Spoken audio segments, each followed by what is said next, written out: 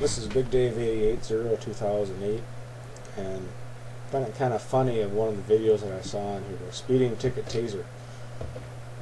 Posted my response to it.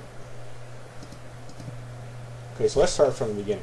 In the beginning of the video, the cop pulls over this what appears to be a gray Dodge Durango. I can't tell whether it is a Utah native or not, but it's a Dodge Durango. I noticed that he's probably using his radar cones in rear to tell how fast this guy is going. I know this because one of my best friends is a cop, and they have two different radar cones unless they're using a radar gun. He pulls them over just as they're passing the 40-mile-an-hour speed limit sign. It has red flags on it, which tells me that it's probably a temporary sign because there's some kind of construction up ahead. Now I can't really tell in the video because it's too garbled too much, but in South Dakota you radio in your position every time you stop someone or make any kind of an arrest, call. You always update the dispatch in case something goes wrong. Like I said, I don't know about Utah, but that's how it is in South Dakota. Now I can hear different radio garble in the background, but I don't hear the officer's voice anywhere in there. So to me it means that he didn't call in. I don't think the speed was ever mentioned in there, but he says, how are you doing? You're going kind of fast. In court, that wouldn't stand up in South Dakota. Another thing I want to point out is kind of funny, I have no related topic with the subject. At a minute 13, you see this car going right by, really close to the cops. In South Dakota, we have a move over law. Because if you don't move over and slow down, you get pulled over. Now, me being a cop, I'm not a cop, but if I was, speeding ticket or endangering the life of a cop, which one's more? I don't really know. I sat down and I counted how many times a cop told him why he got in trouble, why he was being placed on arrest. He told him 6 individual times that he did not follow directions. He was told to turn around and place his hands behind his back. The reason he was told that is because he did not sign the ticket. Signing a ticket is not an admission of guilt. It simply tells them that you will show up in court on the time and date that it is posted on the ticket for you to show up and pay your dues. That's all it is. By not signing that, you are breaking a law. You are required to sign that ticket. He was being placed under arrest for not signing a ticket. Well, I just had a chance to look over the full version of the speeding ticket taser video from start to finish, with nothing cut out of it this time. I hear that he was on the radio once to call for a little bit of help. By that time everything was under control. I have some notes here, I'll read them. First off, it states that he was maintaining a certain speed. It sounded like about 64. I don't really know, it's kind of garbled. I just kind of love it when wind gets in the way of all the little important information.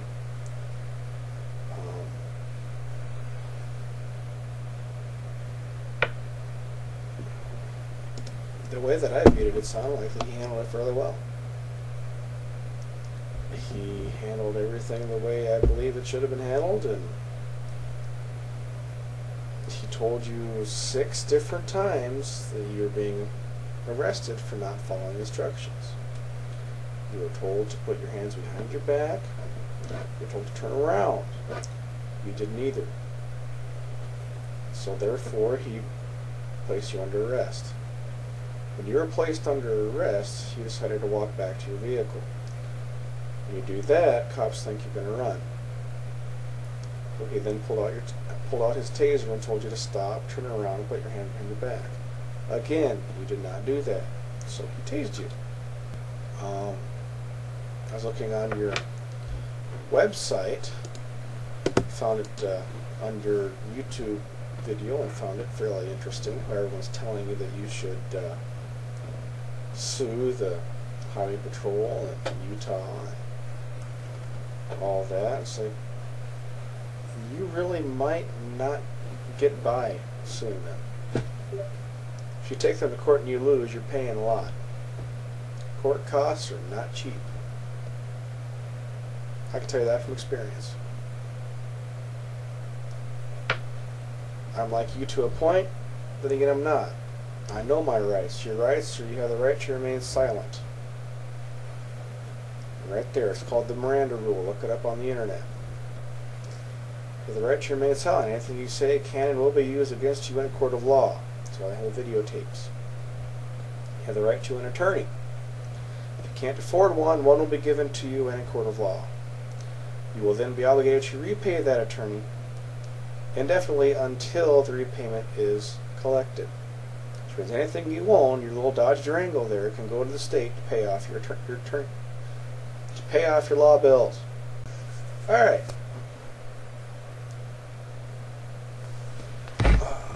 Ban taser guns now. Was a citation blank when it was written to you? No, it was not. I'll tell you that right now. That would mean that if it was, they could say that you had drugs, that you were speeding at 75 over the speed limit. You could say whatever you wanted to. It wasn't. If Nilent, N-I-L-E-N-T, that posted the comment on November 23rd, would sit down and actually watch the whole 20 minutes, or no, well, the whole 22 minutes worth of video there, you would know that it's not blank, because while he's sitting in his car for almost 3 minutes, what do you think he's doing? He's either writing out the ticket or typing it up. You kind of hear something that sounds like a typewriter in there going off. It says, it would seem if it wasn't blank, you'd be able to have read the specific charges, speed alleged. That's right. If you had sat down and signed the ticket and read what you had actually been charged with, you would know. Again, he says the officer could have told you, could have answered your questions of how fast you were going. He probably just didn't clock you, so he couldn't tell you, but he didn't tell you that. It says, make a jury award you a ton of money, become that cop's boss. That's not going to happen, I can tell you that right now.